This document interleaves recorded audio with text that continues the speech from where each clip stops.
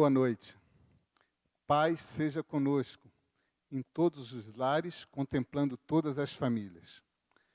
É com imensa alegria que, nesta noite, a Igreja Evangélica Congregacional de Vila Paraíso inicia a Conferência das Famílias do ano de 2021, sob o título, tema, Lares Projetando o Reino de Deus. Nestes dias que nós temos vivido circunstâncias tão adversas para a sociedade, para todos nós, é muito valioso para todos nós, todas as famílias, refletirmos sobre temas importantes para a nossa convivência, para o nosso relacionamento familiar, social e vida cristã. Neste momento, nós vamos elevar uma oração ao Senhor em gratidão pela realização desta conferência. Deus bendito, Pai nosso, louvado e engrandecido seja o teu nome.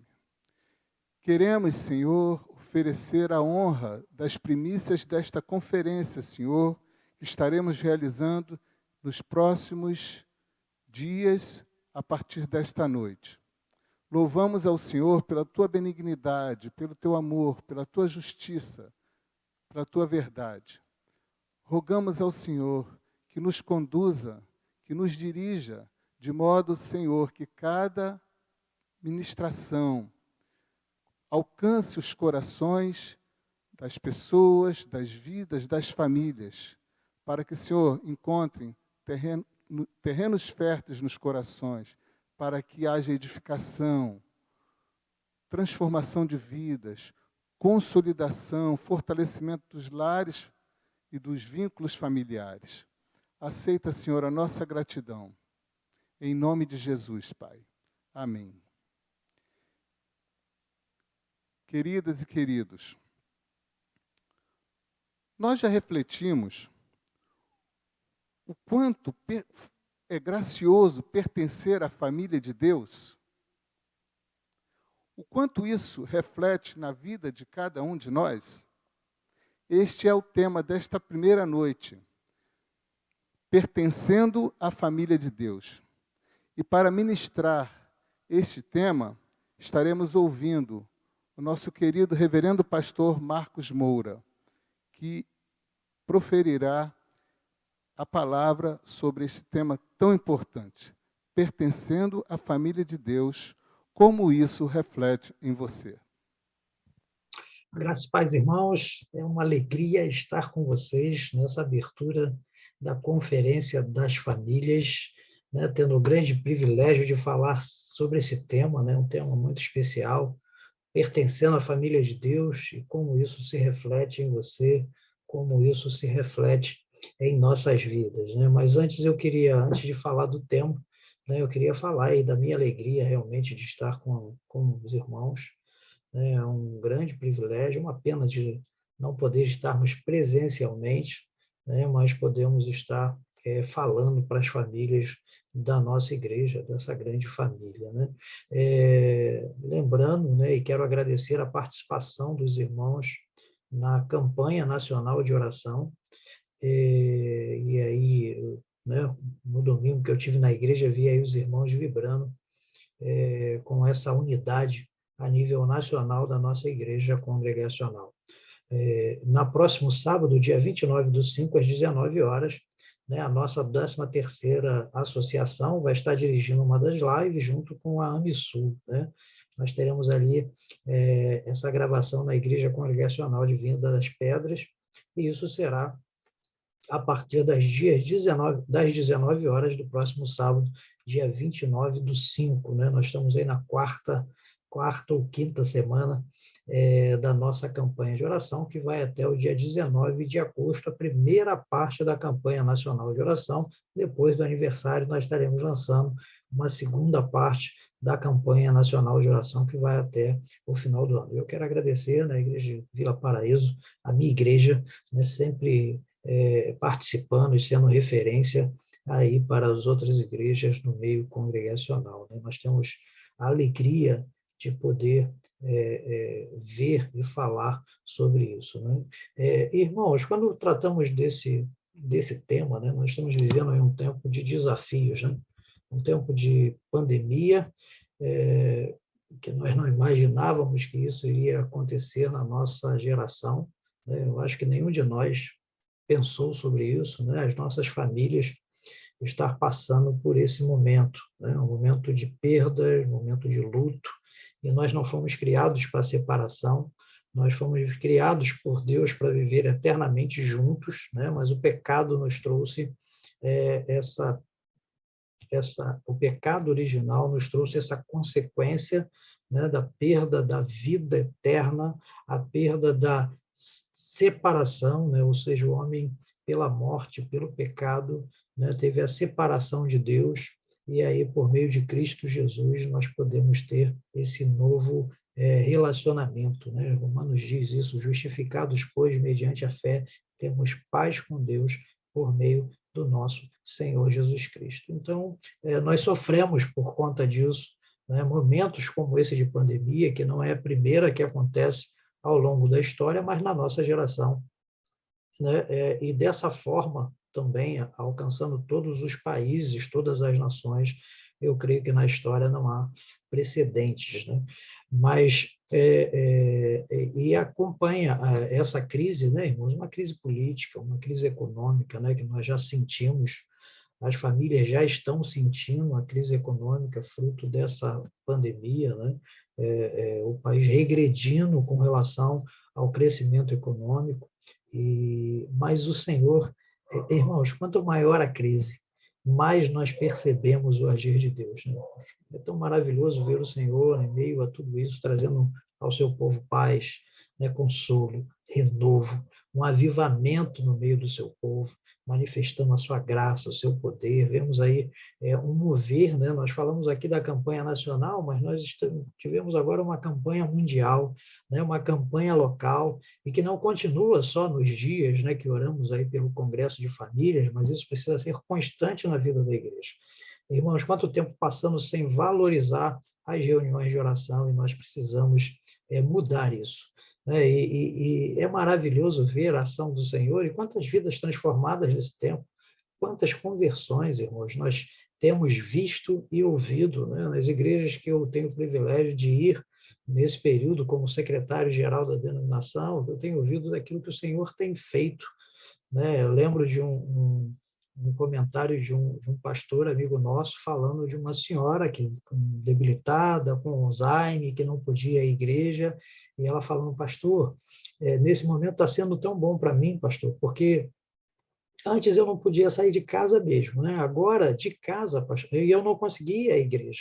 Agora, pastor, eu posso participar de todas as programações da igreja, né? E eu creio que o aprendizado, né, irmãos, de usar esses recursos digitais, né, a igreja precisa manter isso, né? Nós voltaremos, né? Deus vai nos permitir voltar plenamente às nossas reuniões presenciais, não tenho dúvida disso, mas nós precisamos usar esses recursos para abençoar aqueles que não podem, né, sair de casa, ir à igreja e aí participar de tudo. Essa senhora falou que ela: pastor, agora eu posso entrar na reunião dos jovens, dos adolescentes, das crianças, no culto, no estudo bíblico, nunca participei tanto da vida da igreja.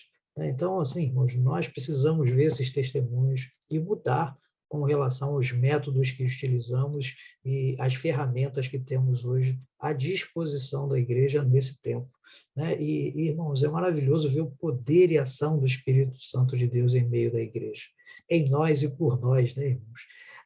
A palavra de Deus nos diz que aquele que é poderoso para fazer infinitamente mais do que pedimos ou pensamos, conforme o seu poder que opera em nós. E esse é um dos textos que nós recebemos, né, pelo tema, e que nós vamos ver hoje também em nossa conferência de família, que está na Carta aos Efésios, capítulo 3, e a gente vai falar um pouquinho isso. Tudo isso, irmãos, porque temos o grande privilégio de pertencer à família de Deus, né? Eu e você.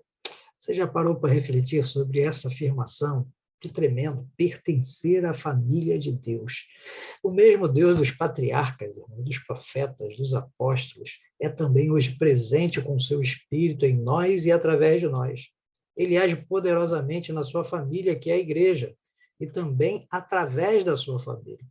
Deus age em nós e através de nós, que somos, que temos o privilégio de sermos instrumento na mão de Deus para abençoar a vida. Mas lembre-se, isso é algo que vem sempre ao meu coração, e a igreja já ouviu falar muitas vezes sobre isso. Eu sempre falo de privilégio.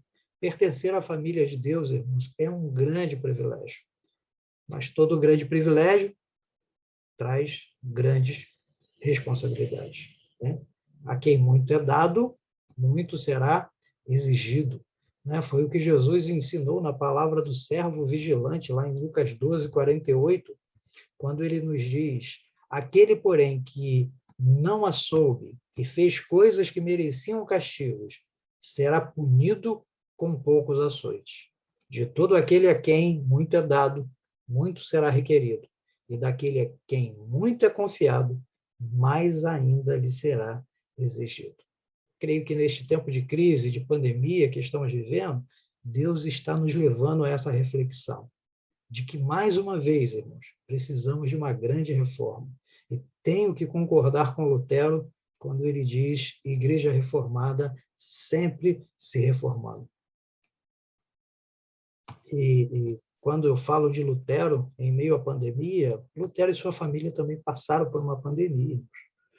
E a forma como Lutero enfrentou, quando chega a peste negra em Wittenberg, e muitos dos seus amigos, sacerdotes, estavam deixando a cidade, indo para outros lugares. A própria faculdade onde ele lecionava foi para uma outra cidade, porque chega a peste negra. E você vai ver, inclusive, eu lembro do filme A Bela e a Fera, que retrata esse momento da peste negra na França, onde a Bela e seu pai vão para o interior da França justamente para fugir da peste negra, dessa epidemia, e deixam para trás a sua mãe, porque já estava enferma. E aquele quarto, onde aparece, onde ela tem uma imagem no momento da sua vida, foi o quarto onde a sua mãe faleceu, onde eles deixaram a sua mãe indo para o interior. Isso retrata a sociedade daquela época quando enfrentou a pandemia. E esse era o costume. E isso foi o que aconteceu, o que a história relata, que as pessoas deixavam seus próprios familiares ali para morrer e iam para outras cidades. Mas Lutero não age assim. Ele e sua família, eles se mantêm ali na cidade em Wittenberg. A casa de Lutero era uma casa muito grande. Eu tive o privilégio de estar ali quando da nossa viagem com a família, quando fizemos uma viagem missionária para o país de Gales, e depois aproveitamos para estar ali na Alemanha com outros pastores e com a família, e conhecemos a casa de Lutero, onde ele pôde receber as pessoas nesse período de pandemia, para poder cuidar das pessoas que eram abandonadas pelos seus familiares.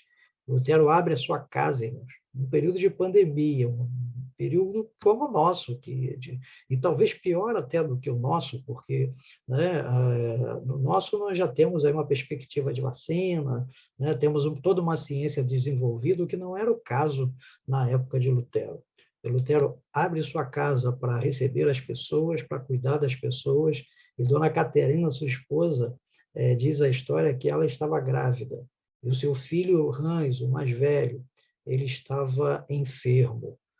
É claro que, certamente, Lutero tomou todos os cuidados. A casa era grande, deve ter colocado a sua família no outro lado da casa, e as pessoas enfermas num outro ponto bem distante, e certamente tomou todos os cuidados para cuidar dessas pessoas. E conta a história que muitos sobreviveram ali e foram curados na casa de Lutero. Então, Lutero passa por isso, e a peste negra dizimou, dizem os otimistas, que 1/3 da população mundial. Os pessimistas dizem que metade da população mundial foi dizimada pela peste negra, que foi entre os séculos XIII e o século XV. Né? Foi praticamente 2 ou 3 séculos em que o mundo conviveu com essa pandemia, né, que foi a peste negra. Mas precisamos entender, e aí essa palavra de Lutero, na Igreja Reformada sempre se reformando, que essa reforma não é uma reforma como fazemos em nossa casa, ou como fazemos com o nosso carro velhinho. Né? A ideia de reforma é voltar às primeiras coisas, é voltar ao primeiro amor, é voltar à palavra de Deus, é viver o que é realmente ser a família de Deus, a nossa essência, a nossa identidade. Somos a família de Deus, temos esse grande privilégio, mas quais são as consequências? Né? Como isso se reflete em você? O que isso te traz de consequências como família? Né? Quais são as responsabilidades que isso traz? Né? A identidade, a nossa identidade, né? O nosso registro, ela nos traz ali a nossa filiação. E essa filiação nos traz responsabilidade. Assim na família de Deus, queridos. Ele é o nosso Pai, mas isso nos traz responsabilidade. Né? Eu tenho assistido a série Crown, né? Do Netflix, eu acho que é esse o nome, né? Crown, do Netflix, que fala ali sobre a família real inglesa, né? Britânica, e seus membros, né? Mostra na série que seus membros precisam abrir mão de sua privacidade, desejos, vontades para representar uma nação.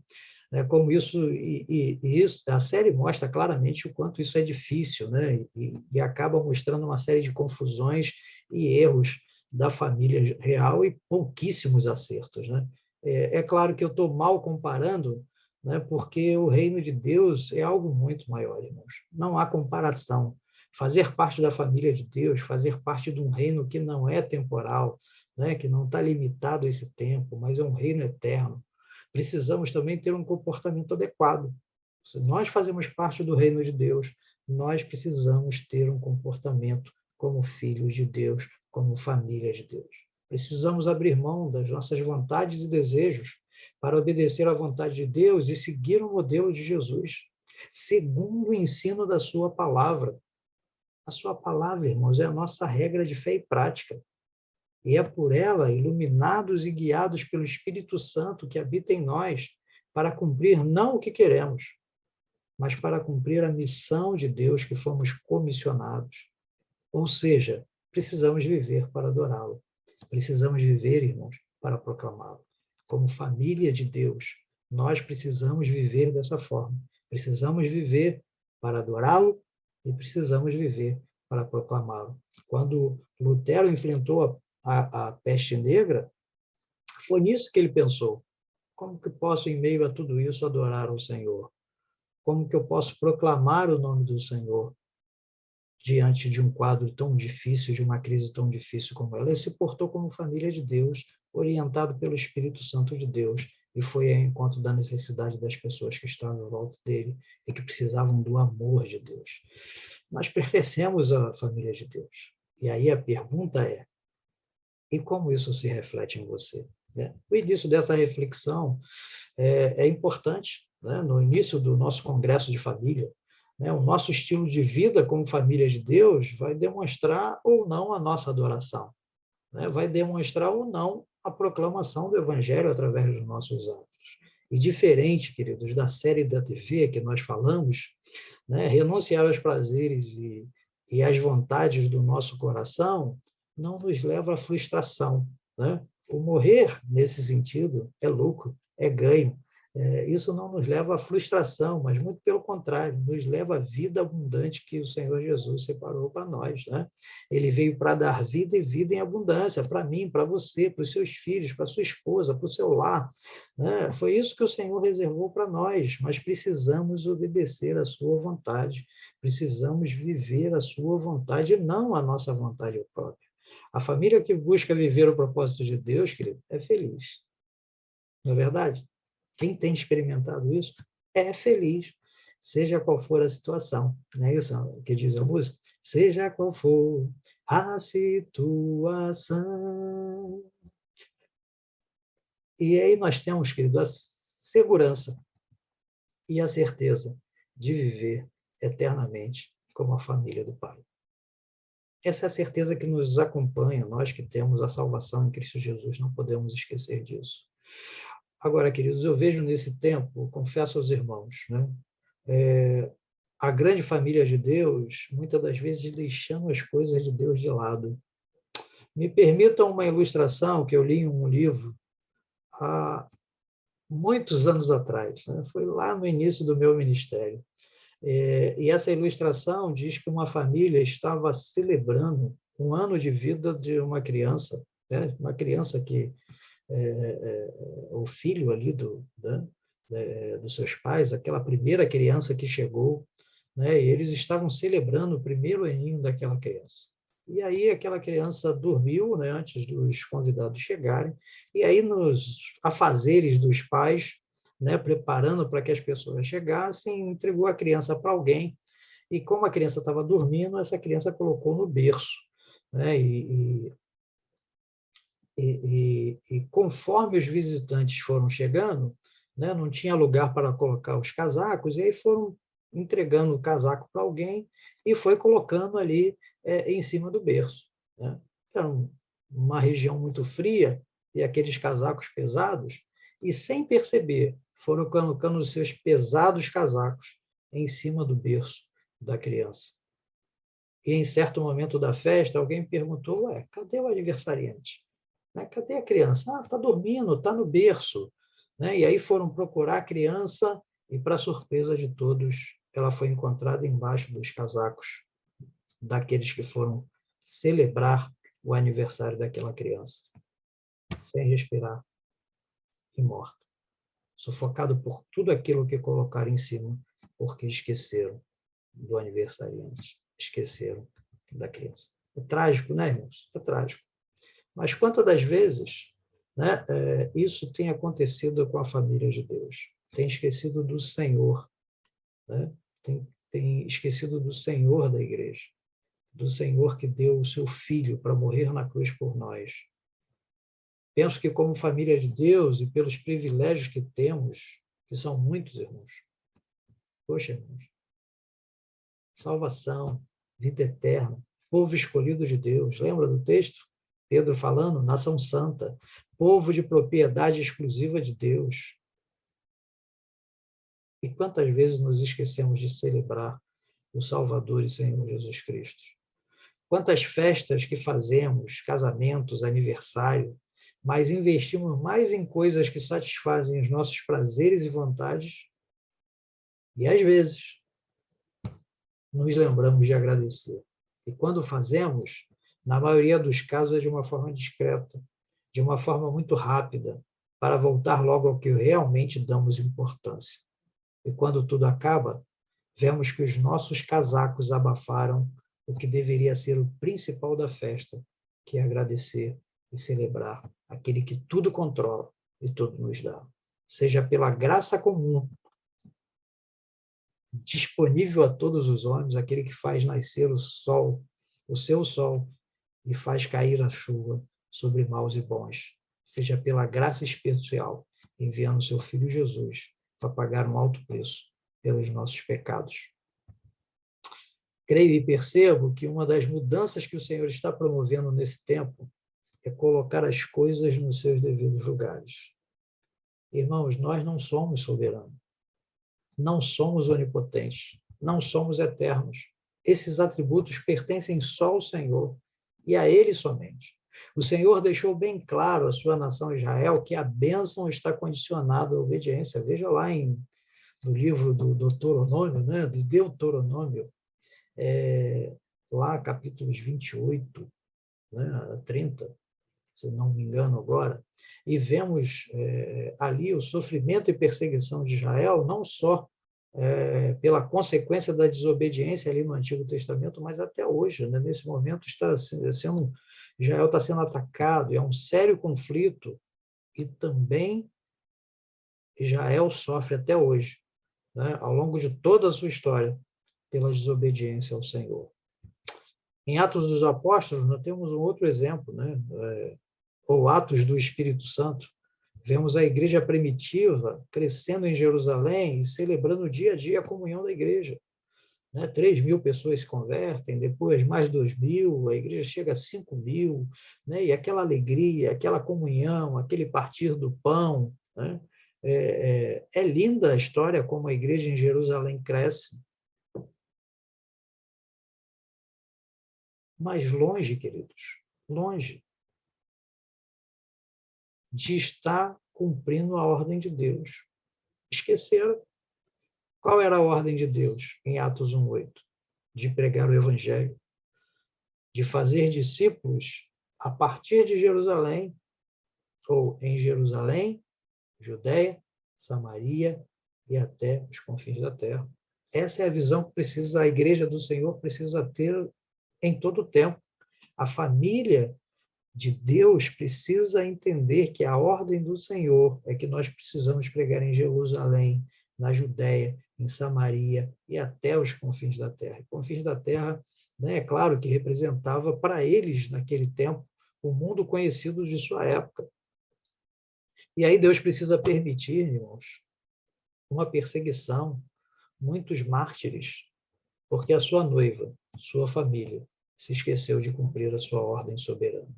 E a partir aí sim da perseguição, o evangelho se espalha pela Judeia, Samaria e até o mundo conhecido de sua época. Acho linda a postura do apóstolo Paulo, quando em viagem para Roma, ele declara que deseja muito estar com os irmãos, mas acima desse desejo estava cumprir a vontade de Deus. Ele diz que mas estaria de passagem por Roma, porque ele queria chegar à Espanha para pregar o evangelho ali. E geograficamente falando, queridos, o final do mundo conhecido da época do apóstolo Paulo era a Espanha.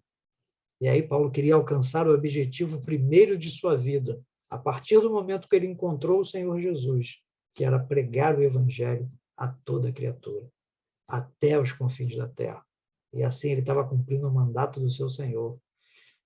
E aí a Bíblia não relata se Paulo chegou até a Espanha, até os confins da terra da sua época, pois estando em Roma foi preso e martirizado. Mas sabemos que o seu planejamento de vida, queridos, era cumprir a ordem do chefe da família do seu Senhor. Eu não sei se nós vamos conseguir, na nossa geração, pregar o evangelho até os confins da terra, mas esse precisa ser o planejamento de vida da família de Deus. E aí, irmãos, imagina poder dizer como o apóstolo Paulo, combati o bom combate, completei a carreira e guardei a fé. E aí o nosso tema, pertencendo à família de Deus, como isso se reflete, eu recebi alguns textos. Um deles está em Efésios 1, verso 5, quando, no capítulo 1, o apóstolo Paulo, escrevendo à igreja aos Efésios, ele diz no verso 5, nos predestinou para ele, para a adoção de filhos, por meio de Jesus Cristo, segundo o beneplácito, segundo o propósito de sua vontade. Esteja com a sua Bíblia aberta em Efésios, a gente vai falar sobre alguns versículos, alguns textos, nessa mensagem que é temática, pertencendo à família de Deus, como isso reflete em você.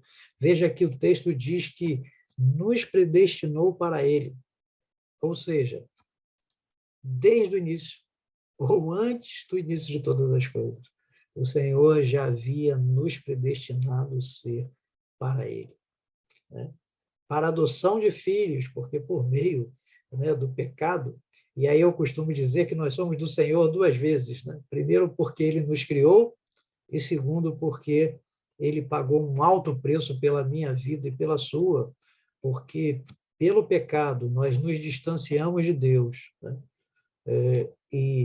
E o Senhor precisou enviar o seu Filho para morrer na cruz por nós, para pagar um preço. Por isso que ele diz aqui, para a adoção de filhos por meio de Jesus Cristo.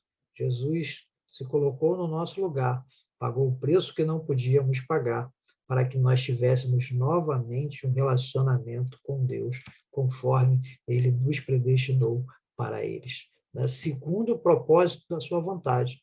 Porque Deus nos criou para ele, nos criou como sua família, queridos, para o cumprimento do seu propósito. É maravilhoso que nesse texto de Efésios, o pastor Hernandes Dias Lopes, em uma das suas pregações, ele diz que esses versos de 3 a 14 do capítulo 1 é o maior parágrafo da Bíblia. E ele usa uma frase que eu acho muito interessante, que é uma cachoeira de bênçãos de Deus Pai, Deus Filho e Deus Espírito Santo. E nesse versículo em especial fica clara a mensagem que somos a família de Deus, predestinados para Ele, para a adoção de filhos por meio de Jesus Cristo, segundo o propósito da sua vontade. Queridos, a vontade de Deus é um relacionamento em família. É isso que eu vejo aqui. Deus quer se relacionar conosco como família. No Gênesis, isso ficou bem claro na criação. Quando Deus cria o homem e mulher para um relacionamento com Ele, para refletir a sua imagem, para espalhar a sua glória, como nós temos aí no tema da nossa igreja. Esse é o propósito de Deus, ao nos predestinar para Ele, ao nos adotar como filhos, viver em família, desfrutar da sua presença e convivência. É nesse convivência com o Senhor que aprendemos, que crescemos. A família precisa ter tempo com Deus. Se Ele é o chefe da família, nós precisamos ter tempo com Ele, irmãos. Nós não falamos que o pai precisa dar tempo ao seu filho, mas uma das coisas que nós defendemos como família, o pai precisa ensinar o seu filho, estar presente na vida do seu filho, lá nas questões da escola, ensinando ele os deveres de casa. Nós precisamos ter esse relacionamento com o pai, irmãos. E aí, quando nos reunimos para as celebrações, seja qual for o motivo, ele precisa ter sempre o espaço principal, porque ele é o chefe, ele é o pai da família. Porque, como família, nós vamos apresentar sempre o chefe da família como uma pessoa principal. Vamos apresentar ele para todos os amigos, parentes, convidados, o orgulho de apresentar o meu pai, como eu ficava feliz quando eu ia no trabalho do meu pai, podia ver ali os afazeres, a sua profissão, assim, eu tinha orgulho do meu pai. E Deus, nós precisamos ter esse relacionamento com o pai. Qual o sucesso da nossa família? É que obedecemos ao nosso pai. E o nosso pai é aquele que tudo pode, tudo sabe, está sempre presente conosco. O salmista diz que ele se inclina para nos ouvir. Deus está pronto a nos ouvir em todo o tempo e nos ajudar. Nós confiamos e nos apoiamos na sua soberania e direção. Em tempos de crise como este, qual é a nossa confiança, irmãos? Quando está tudo bem, nós até esquecemos do Pai, Mas tempos de crise, os nossos olhos estão no Senhor. Nós não devemos olhar para o lado, para a situação.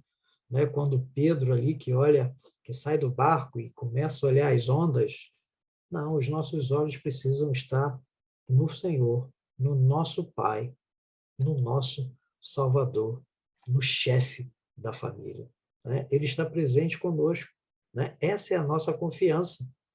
E somos guiados pelo seu Espírito. Somos guiados. Ele nos deu a sua palavra, irmãos, que é o nosso manual, é o manual da família. A família precisa estar em volta da palavra de Deus.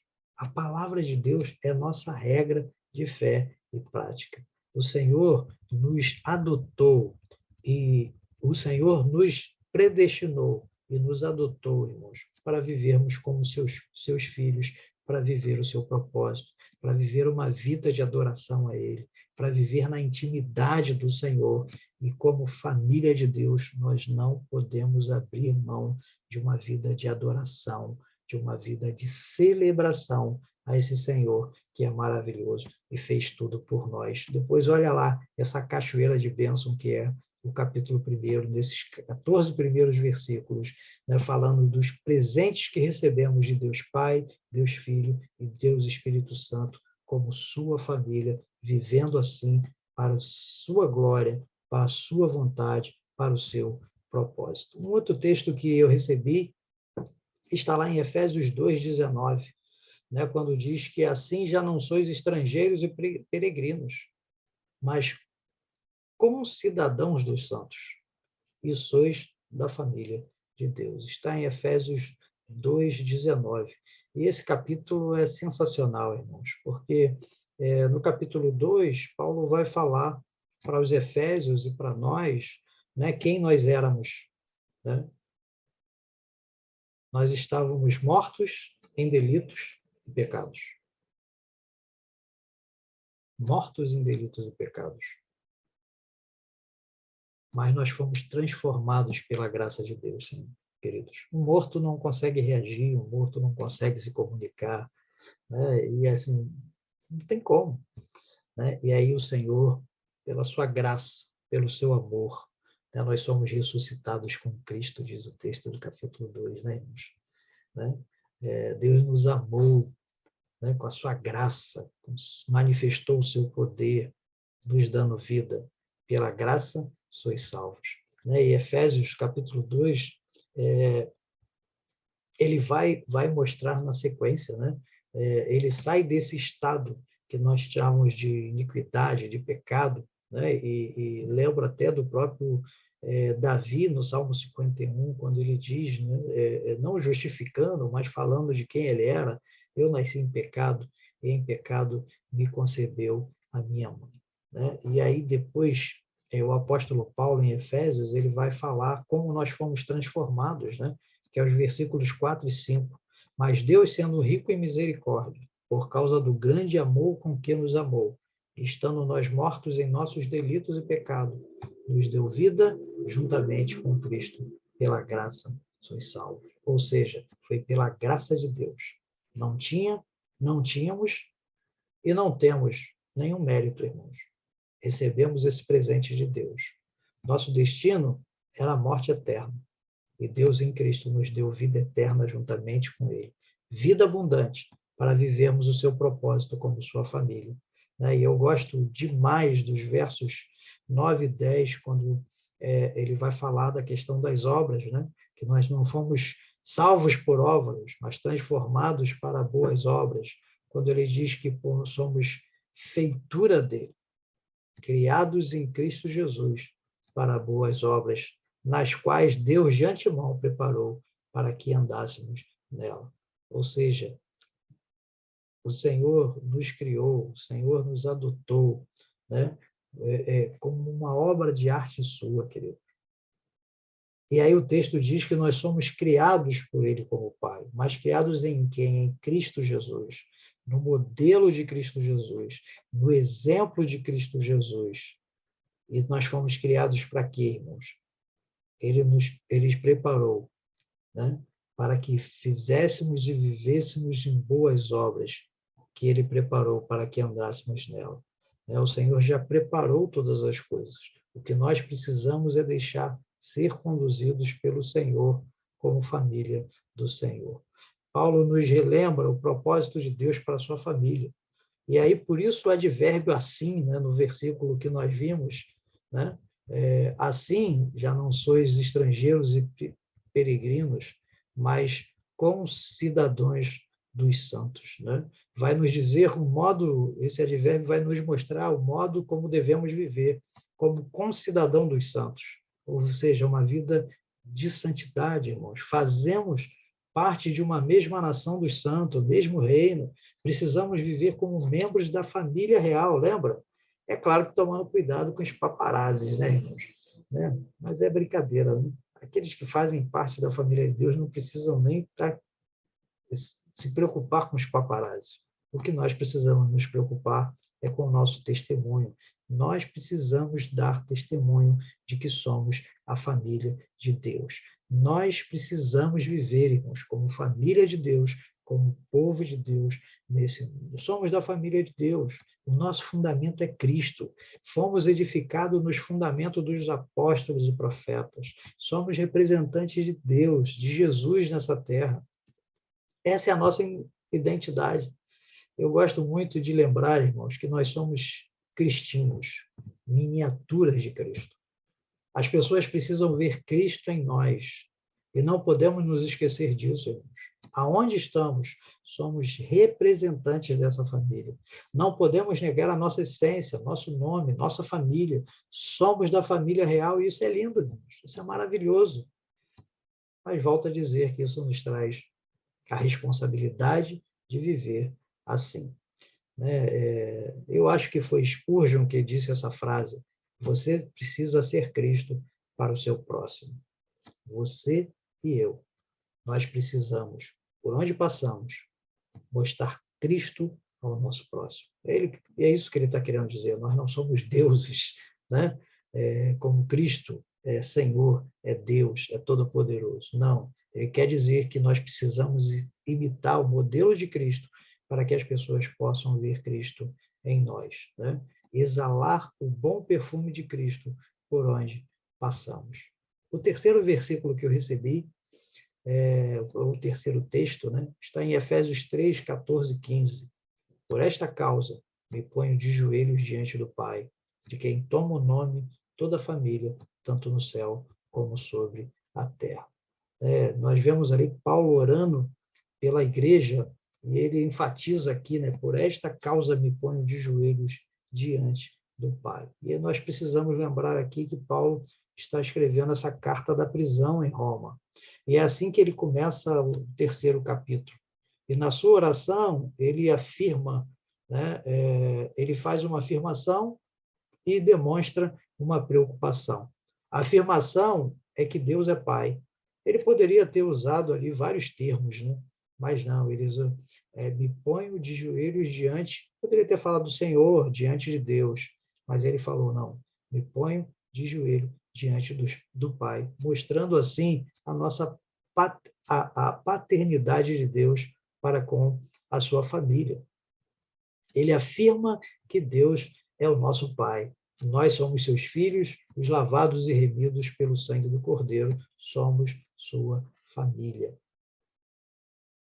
E aí Paulo, além da afirmação, ele mostra uma preocupação, a preocupação com a sua família na fé. Ele poderia ter usado aqui a palavra Deus, como eu falei, mas ele usa a palavra Pai para dar a ênfase ao relacionamento de família e a responsabilidade que ele tinha com Deus, mas também com os familiares mais novos.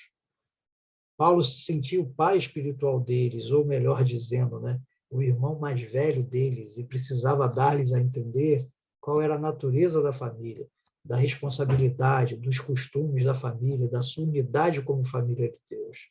E nós precisamos passar isso para os irmãos. Nós temos uma responsabilidade com o Pai, mas o Senhor nos deu uma responsabilidade para com os irmãos mais novos, aqueles que chegam, irmãos. E nós precisamos, como irmãos mais velhos, cuidar dos mais novos. De que forma? Ensinando a guardar a palavra, as ordenanças. Quando temos ali as ordenanças do batismo, da ceia do Senhor, nós estamos ensinando aquilo que recebemos do nosso Senhor. O apóstolo Paulo fala isso na ceia, né? Porque eu recebi do Senhor o que também vos entreguei. O Senhor Jesus na noite que foi traído. E vocês conhecem bem esse texto. Né? A comunhão dos santos, precisamos demonstrar, viver em comunhão, irmãos, e não em divisão. Nós precisamos ajudar uns aos outros, demonstrando amor, suprindo as necessidades uns dos outros, orando uns pelos outros. E aí Paulo vai caminhando nesse texto e mostra que, como família de Deus, nós precisamos entender e viver as 4 dimensões do Evangelho. Nós precisamos entender isso, e Paulo é muito claro quando ele fala desse texto.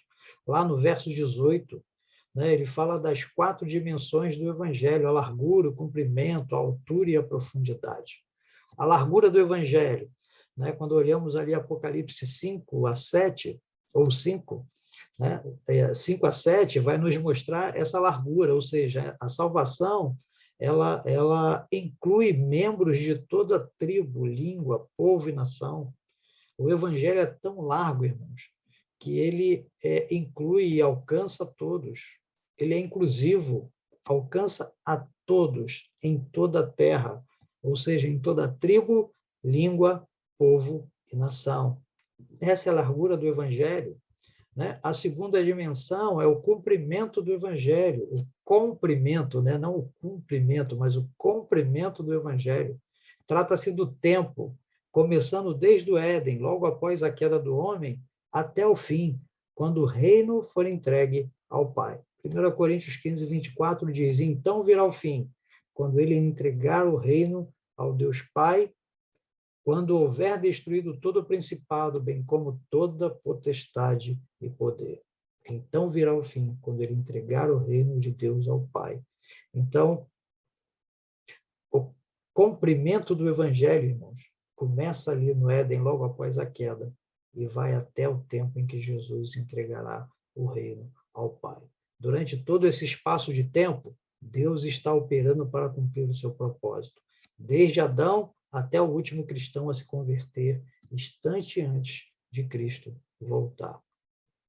O Dr. Russell Shedd diz uma frase no seu livro Tão Grande Salvação, que diz o seguinte: nunca houve, nem haverá, até Cristo voltar, um intervalo na nação, um intervalo na ação poderosa e salvadora do Evangelho. Nunca houve, nem haverá, até Cristo voltar, um intervalo na ação poderosa e salvadora do Evangelho. E aí a terceira dimensão, né, nós vimos aí a largura, o comprimento, e a terceira dimensão é a altura do Evangelho. Vem do mais alto céu e desce ao mais baixo inferno. Todo joelho se dobrará, toda língua confessará que Jesus Cristo é o Senhor, nos céus, na terra e debaixo da terra. O Evangelho impactará todo o universo, toda a existência. E a quarta dimensão, a profundidade do Evangelho. Alcança-nos os piores pecadores, se é que a gente pode classificar assim, né? Não há nenhum desobediente, pecador, rebelde, depravado, o pior que você possa pensar aí ou imaginar, que não possa ser alcançado por tão grande salvação. A graça de Deus alcança, o Evangelho do Senhor Jesus alcança, né, o mais pobre pecador. Como família de Deus, irmãos, precisamos entender que o Evangelho precisa chegar para todos. É isso que o apóstolo Paulo está nos mostrando nessas 4 dimensões. Essa é a vontade e a missão de Deus. É a prioridade no seu reino. Paulo, falando a Timóteo, seu filho na fé, no capítulo 2 de sua carta, exorta que esteja orando por toda a humanidade. Dá uma olhadinha lá, primeira epístola de Paulo a Timóteo, capítulo 2. Ele exorta Timóteo a orar por toda a humanidade. E, na sequência, ele revela o desejo de Deus, que todos sejam alcançados pelo Evangelho. O desejo de Deus é que todos sejam salvos. O texto diz justamente assim: o qual deseja que todos sejam salvos e cheguem ao pleno conhecimento da verdade. Irmãos, eu queria concluir refletindo com os irmãos algumas coisas do que nós falamos. Irmãos, somos da família de Deus. Que maravilhoso, né, irmãos? É bom demais falar isso. Mas essa posição, precisamos lembrar sempre, nos traz tamanha responsabilidade. Quanto maior o privilégio, maior a responsabilidade. A quem muito é dado, muito será exigido.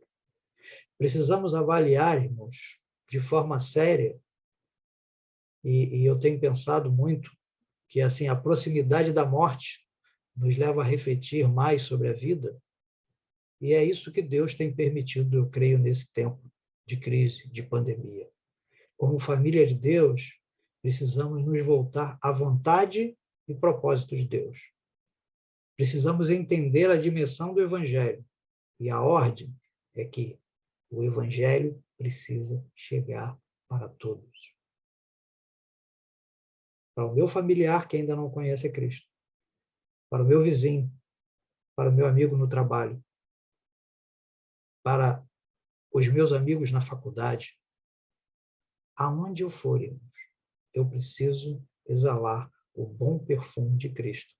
Eu preciso falar do Evangelho. É claro que Deus que vai gerar as oportunidades. Nós precisamos estar preparados para falar do Pai, para falar do nosso Senhor, do nosso Salvador, como família de Deus. E as pessoas, pelo seu comportamento, pelo seu testemunho, vão procurar saber, rapaz, qual o sucesso da sua família? Isso já aconteceu comigo. Rapaz, como que pode? Qual o segredo do sucesso? E aí eu posso falar, olha,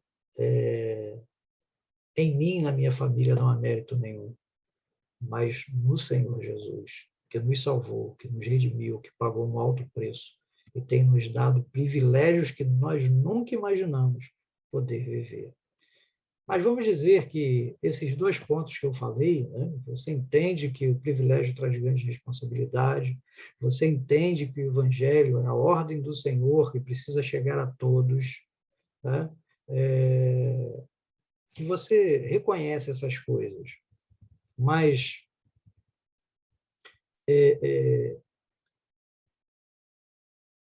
vamos continuar refletindo.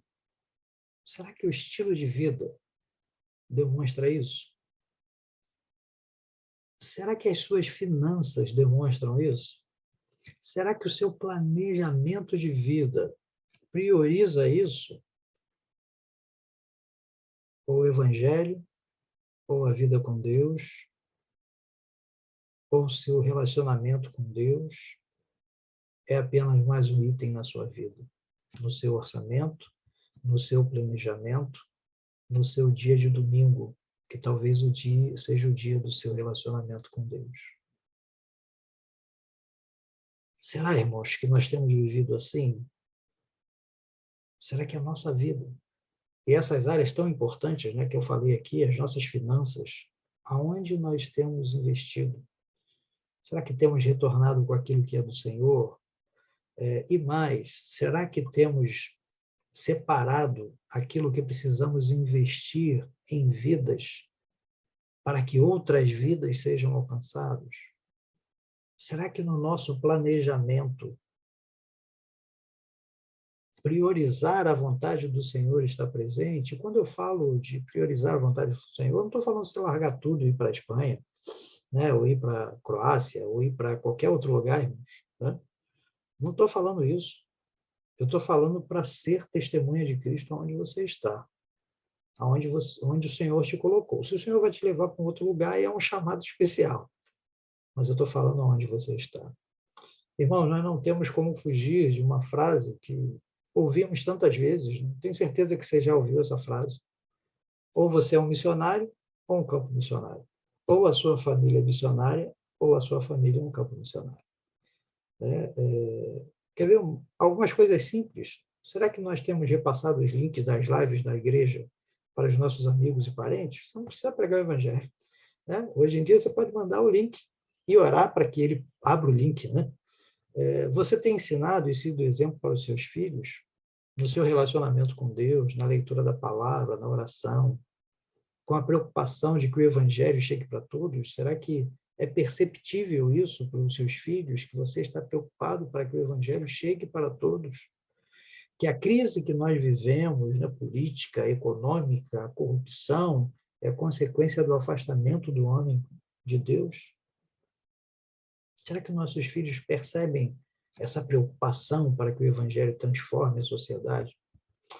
Nas minhas leituras nesse ano, irmãos, eu tenho lido, né, os profetas menores, que falam muito forte ao nosso coração sobre esses nossos dias, né? É muito forte a relação, parece que foi escrito agora, né, nesses dias que estamos vivendo. No capítulo 6 de Miqueias, fala do juízo de Deus a seu povo. E essa sessão termina com o verso 8, né? Eu acho que foi o pastor Jorge que uma mensagem ele falou sobre isso. Eu estava lendo aquela semana, ele usou esse texto para encerrar a mensagem. E o texto diz assim: ele te declarou, ó homem, o que é bom, e o que o Senhor requer de ti, senão que pratiques a justiça, e ames a benevolência, e andes humildemente com o teu Deus. E ele te declarou, ó homem, o que é bom, e o que o Senhor requer de ti, senão que pratiques a justiça, e ames a misericórdia, e andes humildemente com o teu Deus. Somos a família de Deus, irmãos. Portanto, ele precisa ter o primeiro lugar na nossa família. Isso é vida de adoração. O Senhor é o primeiro e a Ele nós adoramos. E precisamos, assim, cumprir a missão de Deus A missão de Deus precisa ser a prioridade de nossas vidas. Que Deus nos abençoe, queridos. Que Deus nos abençoe. Que você possa refletir sobre tudo isso como pertencente da família de Deus e como isso se reflete em você. Que Deus nos abençoe. Amém, queridos. Eu gostaria de orar, antes de terminar. Pai, nós te adoramos pelo privilégio que temos de estar na tua presença, nessa abertura da conferência de família, e que o Senhor esteja falando a cada família, a cada coração. Senhor, muito obrigado, porque somos a tua família, Senhor. Temos esse privilégio de termos sido alcançados pelo Evangelho, e, Senhor, temos sido transformados, e poder ouvir da tua palavra, a tua vontade, o teu querer, que o Senhor nos abençoa para sermos abençoadores. Que o Senhor se relaciona conosco como sua família, para como família sermos um farol para divulgar o teu evangelho, para que outras famílias sejam alcançadas. Promove isso, Senhor, no nosso coração, que possamos viver verdadeiramente não o que queremos, não os desejos, os nossos prazeres, mas viver em obediência a ti, Pai, que é o Senhor dessa família, no qual nós adoramos, no qual nós louvamos, no qual nós proclamamos. Recebe por isso a nossa gratidão, a nossa adoração, o nosso louvor, e continua a ministrar nos nossos corações nesse tempo. É o que nós te clamamos em nome de Jesus. Amém, Senhor. Amém, Pai. Queridos, que Deus abençoe. Então, queridos, que ministração maravilhosa.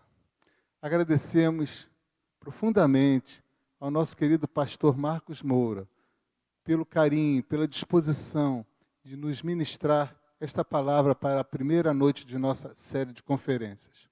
Queremos convidar a você que está conosco aqui nesta primeira noite para estar novamente amanhã, no segundo dia da nossa conferência de famílias da Igreja Evangélica Congregacional de Vila Paraíso. Muito obrigado pela sua participação. E amanhã, se você se alegra com o que está ouvindo, convide familiares, convide amigos, vizinhos, para estarem conosco, assistindo a ministração desses próximos dias. Deus abençoe e até amanhã, em nome de Jesus.